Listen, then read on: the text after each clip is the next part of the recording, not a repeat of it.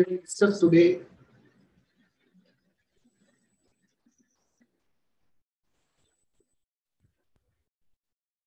beginning today.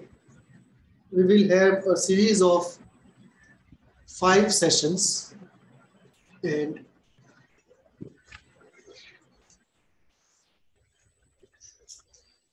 in these 5 sessions we will discuss concepts and issues that come up in the context of technique. So this will be an additional series of 5 sessions. In each session we will take up 10 concepts and issues related to techniques, and in all we will cover 50 concepts and issues related to technique. So in the area of technique, after this series is complete, we will have general technique lectures on the process of psychotherapy, and lectures on concepts and issues involved in technique. And this on the whole should be enough to cover the first introduction to technique. Details, those who want can always go deeper in study of technique. First, go to supervision, then go to a few books, and then into the research papers. So we will do 5 short videos on concepts and issues of technique, covering 10 concepts and issues in each video, 50 concepts and issues related to technique in all.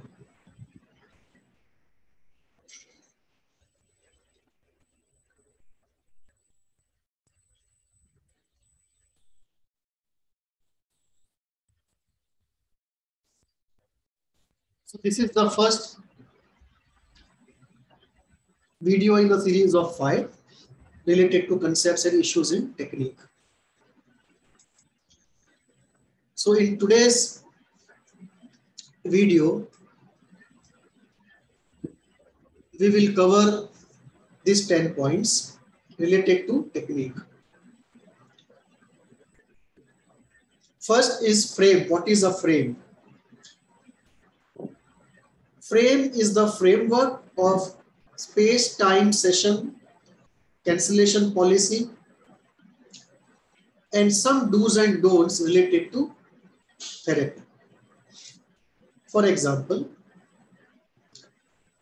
a client comes to you complaining of some problem. You take a case history, request the client to go for psychological testing if necessary. On the basis of case history and psychological test report information, you do your diagnosis, pathogenesis, work out your treatment plan, and discuss with the client that this can be the treatment plan. This is how therapy can be done. So you have then to, if the client says, I want to go for therapy, then you have to fix up the frame that the client will have to abide by. The frame involves first space that the client will come for session to your office, the same place every time he has to come for the session.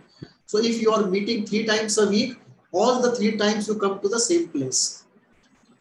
Time is fixed. It need not be the same time every day. You can have Tuesday 12 to 1, Thursday 2 to 3, and Friday 4 to 5. But whatever time is fixed, that will not vary. So that is an important element of frame, constancy of time on any given day. Then the duration of the session. Most therapists opt for a 45-minute session or a 1-hour session. Some go as long as 1.5 hours in ISTDP. And some in ISTDP even go as long as 3 hours. There's something called a cancellation policy, that if you are enrolled in therapy and for some reason you cannot come for a particular session, there is something called a cancellation policy. So if you cancel the session, so if let us say the cancellation policy is 1 week, which means 1 week before the session you are not going to come, you have to inform the therapist that I am not going to come. If you don't inform a week prior to the absence, you have to pay for the session even if you don't come. Even if you inform the therapist 48 hours in advance, you will still have to pay because the cancellation policy is of 1 week. If the cancellation policy is of 48 hours, then any time before 48 hours you have to inform, else you have to pay even if you don't come. And then there are broad do's and don'ts. Whether if you feel like you can speak bad words about the therapist or any of his family members, or it's not doable. So even though therapy gives you a lot of freedom, almost absolute freedom, but still there can be do's and don'ts insisted upon by the therapist. For example, not coming to the house of the therapist, not meeting the therapist outside of the therapy session, not calling him up unless it's an emergency. These constitute the do's and don'ts. So the do's and don'ts related to the space, time, session, cancellation policy, and other do's and don'ts, even the whole constitutes the frame. So this is what is called the frame of psychotherapy. The frame also includes that the person would come and sit on the chair face to face or be on the couch. The frame also includes that the therapist will not do any self-revelation, but the patient will do full self-revelation. And the frame also includes how the payment is to be made and what is the payment per session. So this is what constitutes the frame of psychotherapy. It is very important to maintain the frame. If the frame is broken at any point, it has to be brought to the notice of the client and set right. Second is the eternal stance that you have to take regardless of which school of psychoanalysis you follow. And the eternal stance, which is universal in psychoanalytic psychotherapy, involves being non-critical, amoral, and apersonal. Non-critical meaning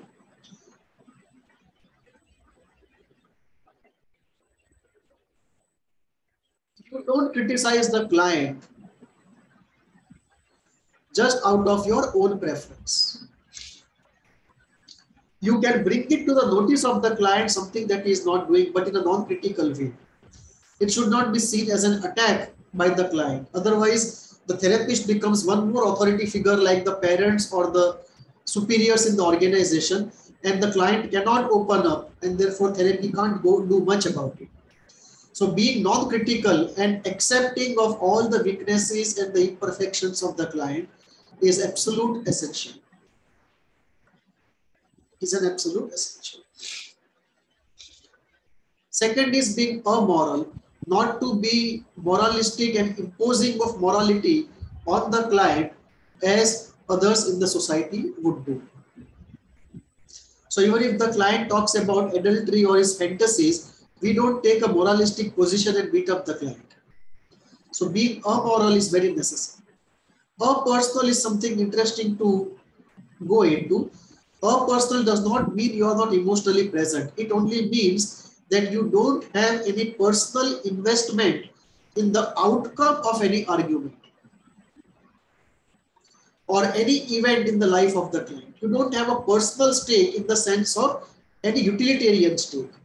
Of course, you have an emotional stake, but not in a personal sense, in the sense of a professional.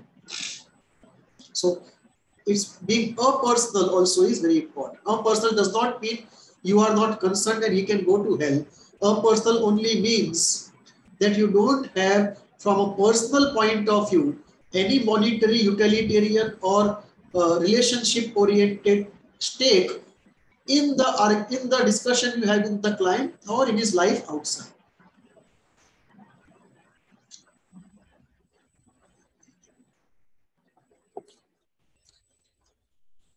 Third concept is of dual relationship.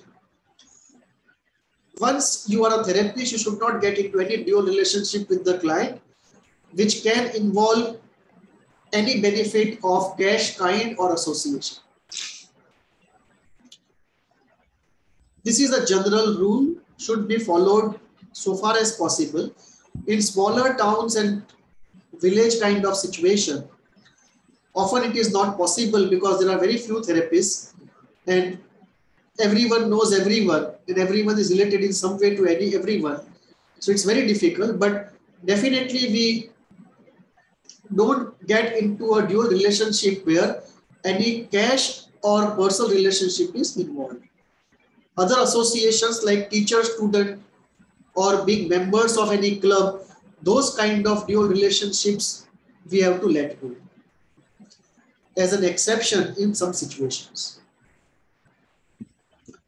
Fourth is customization. It's a very important concept. Everyone knew it, but it was made popular by Kernberg. And Kernberg says there are 4 categories of patients.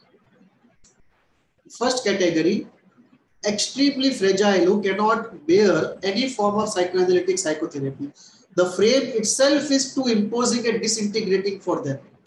So for this group, no psychoanalytic psychotherapy can be given. Second group is extremely fragile group. So we can only give supportive psychoanalytic psychotherapy. We cannot do interpretations. It is too disintegrating for them. They are too fragile. Any interpretation is taken as an attack. Even asking them to own up the problem that they have or they accept the problem that they have can be disintegrating for them, can be seen as an attack.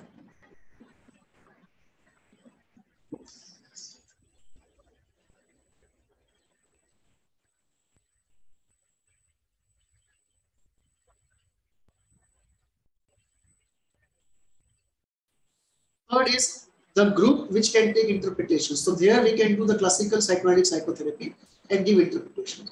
And fourth group is so strong that we can actually enter into challenge and confrontation. This was not pointed out by Kernberg, but I have put it there, the fourth group, who can endure and actually benefit from challenge and confrontation.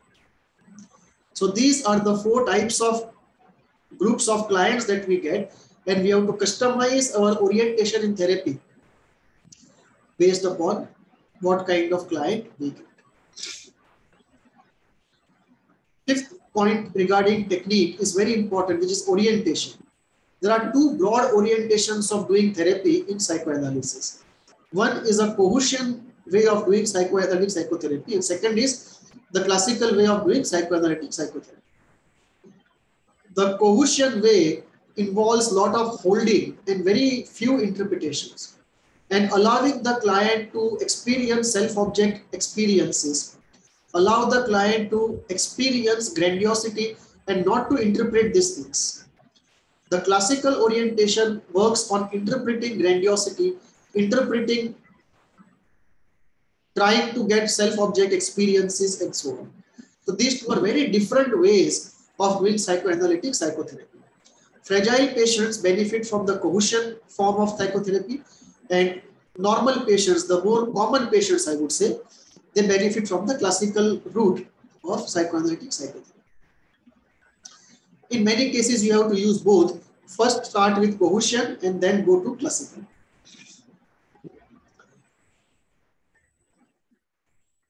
The word intervention is very important in technique. Intervention means anything that you do in the therapy room is an intervention. And there can be an intervention of commission and an intervention of omission. Not doing something can also be seen as an act, as an intervention in therapy. So interventions take 3 forms usually. First is you do interpretations, you give interpretations. That is an intervention. Second is omissions, you maintain silence and there is a intervention of silence.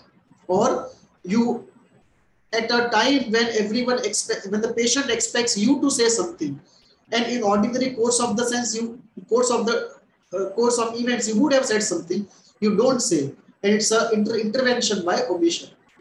It can be when you have said something 3-4 times and the patient is not listening.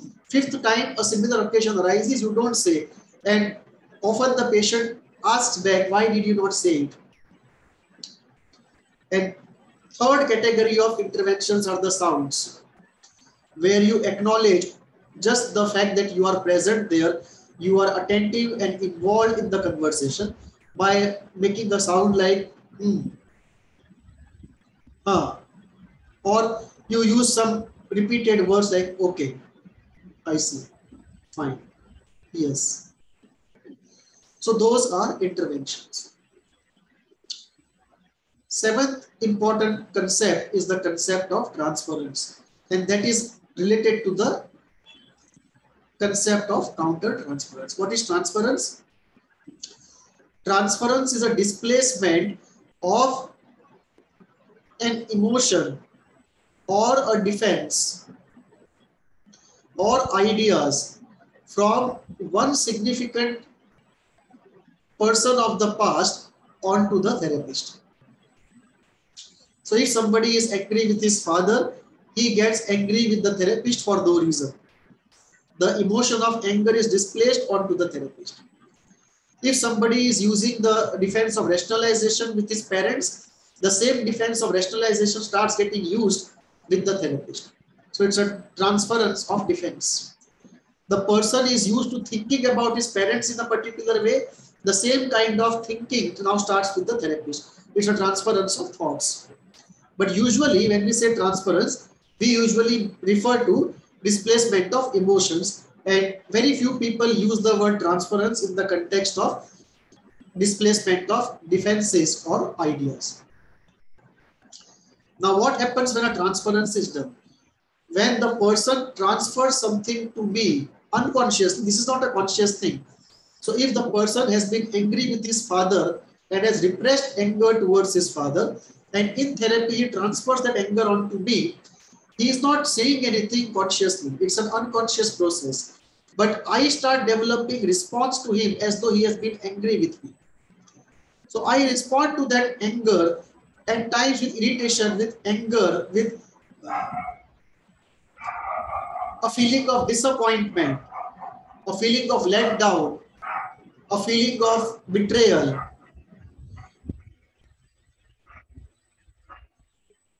One can easily see the transference which is erotic. Let's say a woman in therapy unconsciously does a transference of erotic type onto me, then counter transference in me is a response to that transference. So for no reason, I start having erotic thoughts about that client. So this is very important. A therapist in the therapy room will develop feelings and thoughts which just appear to come from nowhere. And these can be responses, unconscious responses of the therapist to an unconscious transference from the client.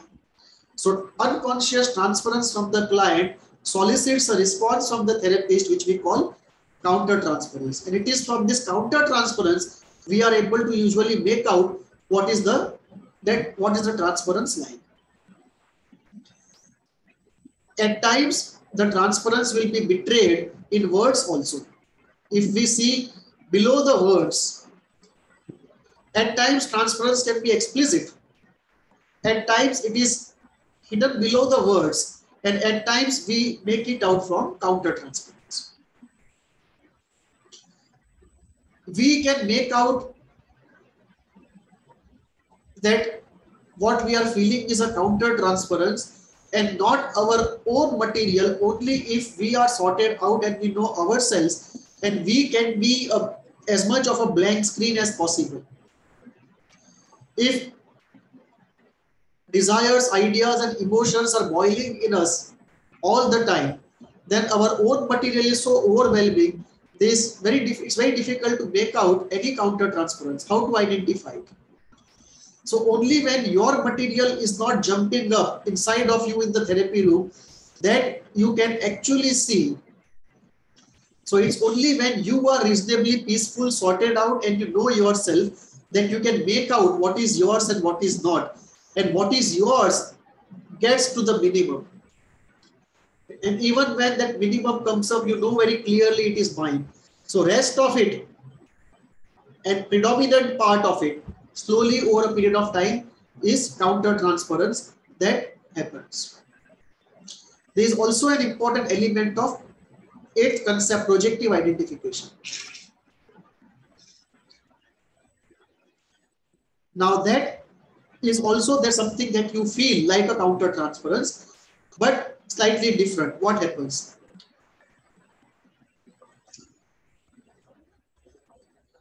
In transference, you respond to what is transferred into you, but your response may not be the same as the transference. It may be the same. The transference is of sexuality, you respond sexually. In thoughts, of course, in thoughts and feelings, not in speaking or action, of course. Let us say the transference is of a parent onto you. The patient wants to act like a child and he wants you to act like a parent. So he transfers expectations of parents from you, of a parent from you, and you start behaving like a parent. So he transfers the child into you. So the transference is of child and the counter transference is of a parent. The counter transference is complementary but completely different from the transference. However, in projective, so what happens is X is put into you and you respond to X with Y. Y may be like X or may not be like X. But Y is a distinct entity which you respond to with when X comes into you as a transference. You don't feel X directly, you actually feel Y. You feel counter transference, you don't feel transference. That remains unconscious. Projective identification, also like transference, is a form of displacement of affect. However, in projective identification, what happens is, if the person is unconsciously feeling angry, he puts anger into you and you directly feel that anger. In counter transference, what you feel consciously is a response Y in response to X put into you. So X is put into you, you respond to X with Y, but X remains unconscious, you know only Y. In this case, X is put into you and you know X directly, you start feeling X. So this is projective identification. It is a form of communication to tell you, this is what I am feeling. Take care of it, address it. Help me navigate through it, help me heal it. It is a pre-verbal communication of the child. It can also be, projective identification can also be putting into you something that the person cannot process, what Bjorn calls the beta elements, so that you convert it into alpha and give it back to the person. Projective identification is a very common thing which you not only feel in therapy but everywhere in life. In the presence of any person, when you start feeling something and when the person goes away, you stop feeling it. Usually it is counter transference or projective identification. In my experience is projective identification is far more common than counter transference.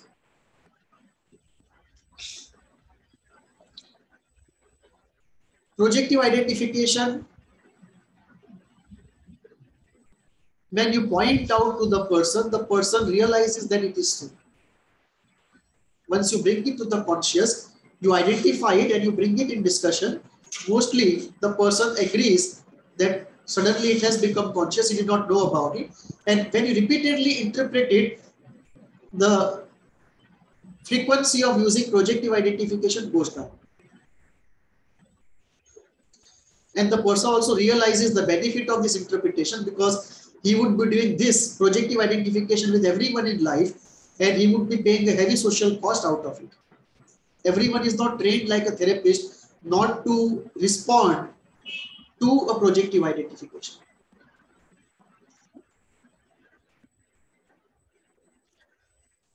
I have found out that in addition to projective identification, there is also something which is called delayed projective identification.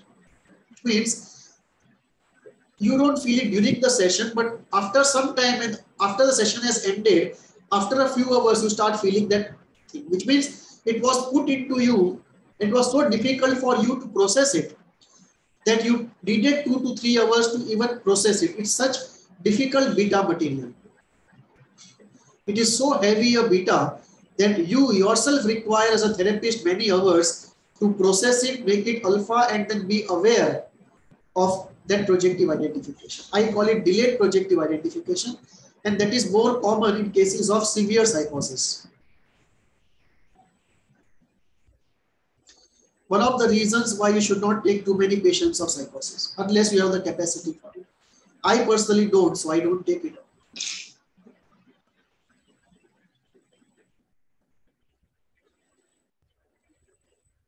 Ninth concept is affect release.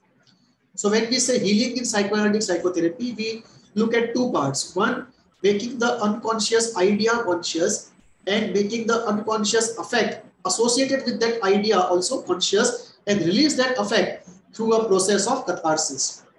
This process of catharsis is what we call the affect release process. Affect release process is very important. If you just make the idea conscious, there is relief of 10 to 15%.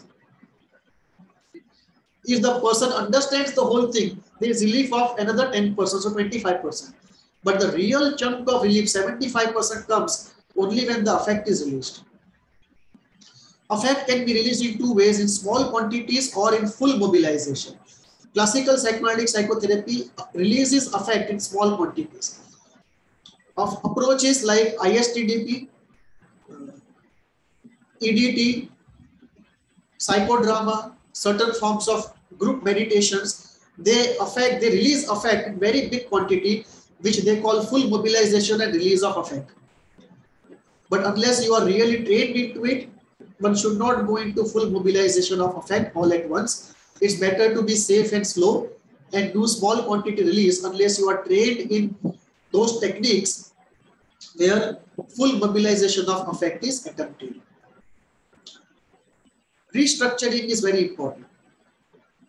Not only the idea has to be made conscious, not only the affect has to be released, but the fundamental template which was associated with that original traumatic event, which created this blockage of idea and affect in the first place, that constellation has to be restructured into a healthy form of it. And there we make a difference between catharsis and restructuring. Catharsis is any release of affect, but every release of affect does not restructure at the most fundamental level that which caused or which is holding the pathological constellation in the unconscious. And therefore, you have to undergo repeated catharsis till you reach a point where the catharsis results in a restructuring. And restructuring is the fundamental healing process at the very depth of pathology. So we have seen the first 10 concepts and issues related to technique in this first session. In the second session, we will take a look at concepts and issues 11 to 20. Similarly, go on 10 concepts and issues in each episode, and in 5 episodes we will cover 50 concepts and issues related to technique. Thank you.